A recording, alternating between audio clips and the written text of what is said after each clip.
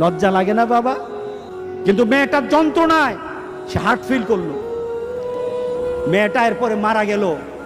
বাবা যখন বাড়িতে ফিরে আসলো, বাবার মাথাটা নোয়া, লজ্জিত একটা মুখ। এখনই আমার মেয়ের সাথে দেখা হলে আমার কানে বাজতেছে, আমার মেয়ে আমাকে বলেছে, লজ্জা লাগে না বাবা? আমি কিভাবে আমার মেয়ের সামনে যাব? এই চিন্তা যখন করতেছে, এমন সময় দরজা খোলার সাথে সাথে একটা চিৎকার শুনলো। স্ত্রী চিৎকার বলতেছে, আমার মেয়েটা মারা গেছে। বাবার কানে তখন বাজতেছিল রাতের কথা, লজ্জা লাগে না বাবা? তার জানাজার ব্যবস্থা হলো। মেয়েটাকে যখন কবরের মধ্যে দাফন করে দেয়, কবরের মধ্যে রাখা অবস্থায় বাবা চিৎকার করার কথা ছিল, বাবা চিৎকার করে নাই, বাবা হেসে দিয়েছে। তাকে জিজ্ঞাসা করলো, তুমি হাসছো কেন?